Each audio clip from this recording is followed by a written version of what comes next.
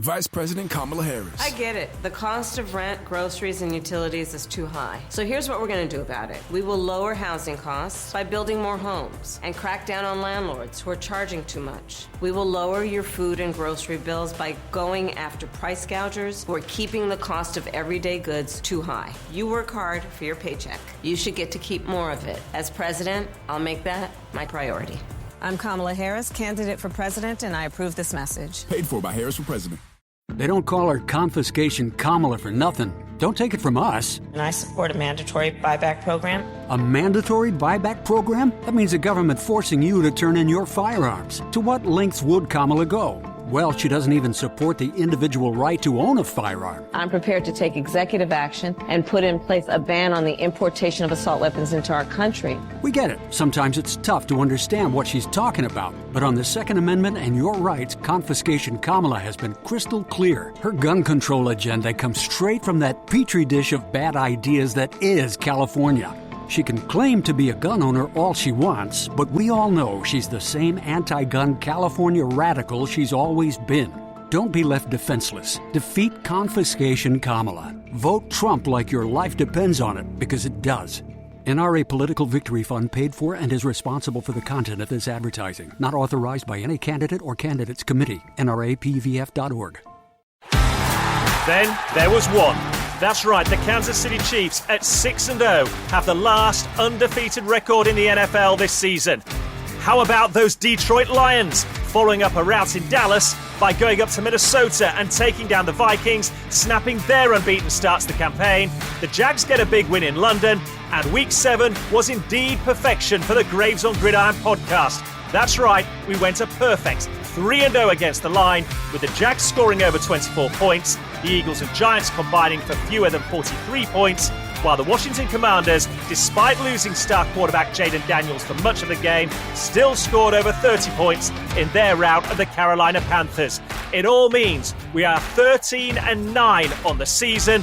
It's enough to leave you wanting more. And that is exactly what we have on today's show as we turn the page and look ahead to Week 8 in the NFL. Graves on Gridiron with Richard Graves. Hello, welcome along to the show. This is Graves on Gridiron. I am your host, Richard Graves, celebrating, of course, as we mentioned right at the top there, coming into this edition of the podcast off the back of a perfect week, our first perfect week with the picks against the line of this NFL season. It's taken us 7 weeks, but it has established clear daylight now, a clear winning record on the season, and one we look to extend in this Week 8 edition of Graves on Gridiron. And we're also beginning to find out who are the contenders when we look ahead towards the Super Bowl in February in New Orleans, and who, in fact, are pretenders, with perhaps one eye already on the NFL draft next April. Okay, let's crack on then. The first of 3 games to preview from this Week 8 slate of games takes us to Cincinnati and those Cincinnati Bengals who stumbled out of the gate, losing in the first several weeks of the season. They've pulled it back, almost back at 500 now. Their record is 3-4 on the season, and they play host to the 4-2 Philadelphia Eagles. Clearly, Philadelphia coming into this game with a better record. But is it possible that the Cincinnati Bengals are the better team? Well, if you're the Philadelphia Eagles, you might take offense at that, because you'll say to me, it's been a struggle this season, just in getting the best players healthy and on the field for much of it. And in fact, they're still without starting left tackle Jordan Mailata heading into this weekend's clash. However, there is no escaping the fact that this team generally has struggled to put points on the board throughout the course of this season, even when, for example, they've had a full complement of wide receivers. You know, they scored 28 points last weekend in New Jersey against the New York Giants. But I've got to tell you, I watched the game, and Jalen Hurts was guilty of missing wide open receivers. And in the end, it was frankly down to the running power of Saquon Barkley, returning to his old stomping ground against his old team that undid the New York Giants there at MetLife Stadium. Now, you contrast that with what we've seen more recently from the Cincinnati Bengals, who struggled out of the gates at the start of the campaign, but their offense now appears to be finding its groove. And more importantly, so too does that connection between quarterback Joe Burrow and star wide receiver Jamar Chase. In fact, all 6 of Jamar Chase's touchdowns have come over the course of the last 5 games. And he's had a reception of at least 33 yards in 4 of those games. He is a problem. He is a problem the Eagles must deal with on Sunday if they are to have any chance of extending their own record to 5-2 coming out of this game. It is the key to the game as far as I'm concerned. On one hand, you've got this number 9 ranked defense of the Philadelphia Eagles going head to head with the number 8 ranked passing offense of the Cincinnati Bengals. And what those stats don't tell you is that the Bengals have achieved this top 10 passing offense despite the fact that receiver T. Higgins missed the first handful of games as he recovered from a hamstring injury. And they did it while Jamar Chase took his time to find his rhythm again after sitting out all of preseason. And I think what we've seen over the last month especially is that he's looked more comfortable in this offense. Joe Burrow's looks more comfortable finding him. And you're seeing on an increasingly regular basis that game-breaking playmaking ability of Jamar Chase, breaking off the big runs, turning the tide, and that is why, in no small part, that the Cincinnati Bengals' form and indeed win-loss ratio over the last month has improved dramatically. The Eagles held the Giants and the Browns to 3 and 16 points, respectively, over the last 2 weeks, but they shipped 33 in the game before that, a road game in Tampa against the Buccaneers, when Tampa Bay largely committed to shutting down the run, and they did that with the exception of one run that Saquon Barkley broke off at the start of the second half. They shut down the Philadelphia Eagles on the ground, made it all about Jalen Hurts and how well could he do in the passing game. It turned out on that occasion not so well. That will surely be the game plan for the Bengals this weekend. For me, they possess far more firepower than either the Giants or the Browns. It's not even in question. And when they go to the air, Joe Burrow and his receivers look infinitely more potent than Jalen Hurts, Devontae Smith, A.J. Brown and co. And that's why you look at the line here, the Bengals at home, 2.5-point favorites. I'm taking the Bengals not only to win this game, but to also cover the spread. They will improve to a 500 record on the season. Take the Cincinnati Bengals to cover at minus 2.5. Graves on Gridiron. When you sign up at Work Money, you could win $50,000. With the average renter paying around $2,100 per month, that means you can have rent covered for a whole year and more. So you can be more. And when you're more, that means you get more. And more. Ooh, but not so much of that. Sign up at Work Money. Get money-saving tips. Skip the rent. Get more rich. Sign up at workmoney.org/more-rich contest for your chance to win $50,000. Next up, we go... Where else can we go after the impressive nature we've seen of their performances across the board over the last month or so? It's the Motor City. It's Detroit, Michigan, and the 5-1 Detroit Lions hosting the 1-5 Tennessee Titans. It'll come as no shock to anybody that given what we saw last week and previously as well in Dallas, the Detroit Lions are tipped heavily to score big once more in this game. You've got a matchup between a team with the worst record in the NFL at 1-5 against one of the very best, and the team many now believe to be the best team to come out of the NFC this season. You know, Detroit went into undefeated Minnesota last weekend and impressively took down the Minnesota Vikings. And it's not just the fact that they won that game for me that was impressive, more so the manner in which they did it. They got themselves down early in a bit of a hole on the road, came back in that match to take the lead. Then they allowed the Vikings back into this game with a turnover, which the Vikings took the distance and turned into 6, and then had to rally again themselves, which they not only did, but they clinched the match as well. That's the steel, it's the mentality, it's the character that championship winning teams have. Now, I know we might be getting a bit carried away here because Detroit haven't won squat in a long time. They got to the championship playoff final last year, couldn't quite get over the line against the San Francisco 49ers. I think they're a better team this time around, and I think they're better for that experience. And now this weekend, coming into their own backyard, they're hosting lowly Tennessee. Okay, I hear what devil's advocate might say in this, that it's potential banana skin for the Lions. But look, whichever way you shape this up, it just hasn't happened for the Titans this season. And that's despite much optimism around this organization going into the start of the season. Quarterback Will Levis has had far too many costly turnovers. They've lost tight games, and they haven't been able to hold on to leads when they have, in fact, had them in games. Last weekend was a perfect case in point. There was no Will Levis at quarterback as he's dealing with an AC joint injury. So Mason Rudolph comes into the game, and you're thinking, well, maybe this is a spark. They get up on the road, 10 points to nothing early against the Buffalo Bills. The Bills then went on to score 34 unanswered points. And let's be honest, folks, it's not like the Bills' offense has been cooking and lighting up scoreboards over the last month. Look, if Tennessee are to have any chance to win this game, they will have to put points on the board themselves. Why, you might ask? Why can't it just be a tight, low-scoring game? Well, because Detroit do not take part in low-scoring games. This is an offense which ranks in the top 5 in just about every major category. Listen to this. The Lions are scoring 30 points per game on average this season. Quarterback Jared Goff is playing what, for me, is the best football of his NFL career. In their last 4 games alone, the Lions have scored more touchdowns, that's 18 in total, than Jared Goff has thrown incompletions. He's only thrown 15 incomplete passes over the last 4 games. Just dwell on that for a second here. They've scored 18 touchdowns over 4 games, and Jared Goff has only thrown 15 incomplete passes. That's fewer than 4 incompletions per game. It is a ridiculous statistic.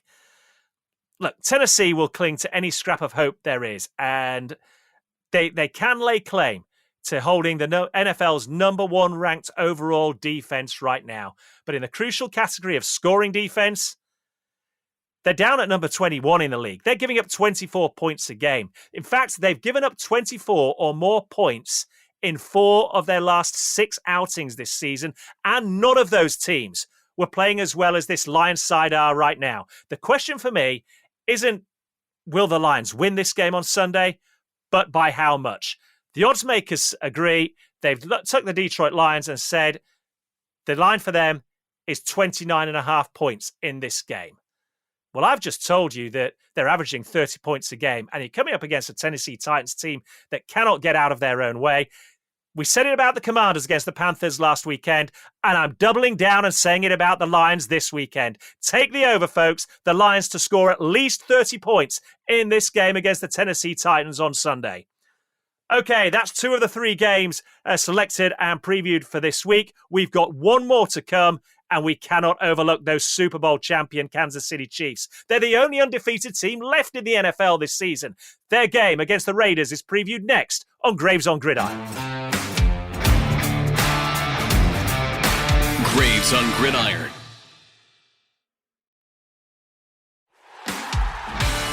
Welcome back to Graves on Gridiron. 2 games previewed, 1 to go. Looking to follow up on a perfect 3-0 record against the Line in Week 7. This is the 3rd and final game previewed from our Week 8 slate. It is a divisional rivalry. It is the Chiefs against the Raiders to be played in Las Vegas, the AFC West. And these 2 teams do not like each other. But you've got one who's very, very good, historically good. And you've got one team who's not that far away from being historically bad in the history of their franchise. The Chiefs are a perfect 6-0. The Raiders come into this game at 2-5. And the most impressive thing about this is just look at what the Kansas City Chiefs have had to contend with this season, and yet they're still perfect. They lose their top running back, Isaiah Pacheco, for an extended period of time. No problem. We'll go onto free agency and bring in Kareem Hunt and plug and place.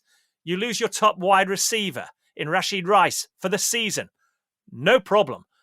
We'll bring in Juju Smith-Schuster. We'll use the pieces we've already got. We've got a rookie wide receiver in Xavier Worthy. We will make it happen. We'll give Mecole Hardman an extended role in this offense. Their start tight end even, in Travis Kelce, gets off to a slow start. No problem, folks. These Super Bowl champions just simply find different ways to win football games. And incredibly, despite having to deal with all kinds of adversity, here they are, sat proudly on top of the pile once again. They hold claim to the last undefeated record in the NFL. And now just look who's next up on your schedule.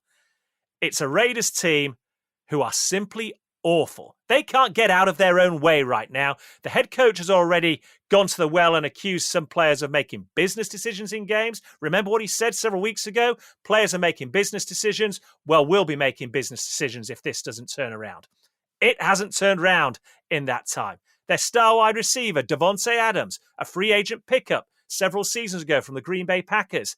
He takes his bat and ball home, says, I'm not going to play. Some people that might be skeptical of these things might even doubt he ever had a hamstring injury. He certainly seemed fit enough to play for the Jets, having been traded away last weekend. And then you bench the quarterback who you say won the battle to be the starting quarterback at the start of the season. Barely lasted a month into the campaign. Gardner Minshew, you're benched. You bring in the number 2, Aiden McConnell. He has some bad luck last weekend. Catches the thumb on his throwing hand on the helmet of another player. Thumb's broken. Gardner Minshew, this is well your ship to steer for the foreseeable future now. So back in you come. What chance then that this patched up group of the Las Vegas Raiders is the team to take down the Chiefs and end that unbeaten record this season? I will tell you this. Never underestimate a divisional rivalry or the power that a head coach who has shown he can get players to buy into his philosophy can have. The fact that this game takes place in their own stadium counts in the favor of the Las Vegas Raiders, as does the result the last time they met. You might be scratching your head right now thinking, when was that? It was Christmas Day last year in Arrowhead Stadium, and it was the Las Vegas Raiders that went into Arrowhead and won 20 points to 15. Their defense bowed up even, played lights out, turned over the ball, made the game count. It was the Raiders that walked away victorious against the eventual Super Bowl champion Kansas City Chiefs. That's the good news. Sorry, Raiders fans. That is all I have for you heading into this match. In the previous 8 meetings between these two teams, the Kansas City Chiefs have scored at least 30 points. In each of those 8 meetings, they've scored 30 points. Incredibly, they didn't win them all. They won 7 of those 8 meetings. But since 2017, the Chiefs are 11-2 when playing these Raiders. And even though the Kansas City Chiefs haven't been scoring at a prolific rate we've come to expect from a team with Patrick Mahomes and Andy Reid at the helm, they're still averaging 24 points per game. And they don't need to score more than that because their defense is the matchup problem for any opponent in the league. Top 10 overall, top 5 in scoring defense, top 4 when it comes to stopping a run. So, a struggling Raiders outfit, which hasn't scored more than 20 points in a month, I can't see them scoring enough here, folks. I don't think it'll be a high-scoring game. I don't think it needs to be for the Kansas City Chiefs to improve to 7-0. The line set for this match is 42 points total. I'm telling you, take the under.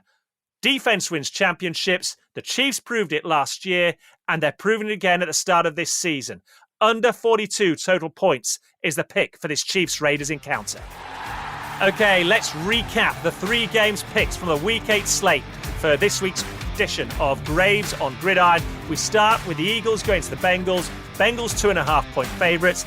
Take the Cincinnati Bengals to win this game and cover that 2.5-point spread.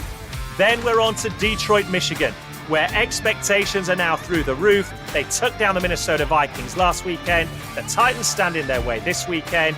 Take the Lions to score at least 30 points in this game. The spread is 29.5. Take the over in that one. Before we finish, in Las Vegas, Nevada, the Raiders hosting the Super Bowl champion, undefeated Kansas City Chiefs. The Chiefs haven't been involved in high-scoring games this season. I don't expect that to be the case here. Yes, they're favourites, rightly so, but take the under for 42 total points in this game. As I always say at this point in the show, remember, first and foremost, it's about having fun. Remember that when you're watching the games this weekend. And remember, the clocks go back an hour on Saturday night. So the early kickoff is 5 p.m. UK time. 9 p.m. For the late window becomes 8 p.m. UK time. And if you're hardcore and staying up for Sunday Night Football, when the Cowboys take on the 49ers, that will be a 12:15 a.m. kickoff UK time on Monday morning as well. Important you don't get caught out by that. Yours truly has been caught out once or twice before. Not this weekend, though. We're on the ball. As always, it's good to hear your thoughts as well. So you can get in touch with us via social media. On X, it's at RichardGraves1. Equally on Instagram, RDG Media UK. Graves on Gridiron on Facebook. And, of course, any interviews we've had in the past, special guests on the show, go to the YouTube channel, Richard Graves TV, and there you can relive some of the best moments from Graves on Gridiron this season. We were perfect last week. Can we go perfect in back-to-back weeks? We're going to find out this Sunday. I, for one, can't wait. Looking forward to hearing from you guys as well as we get close to those games. But for now, so long, everybody. Subscribe to Graves on Gridiron wherever you listen to podcasts. And keep up to date with the latest on Twitter. Search for Richard Graves 1. That's Richard Graves, the number 1.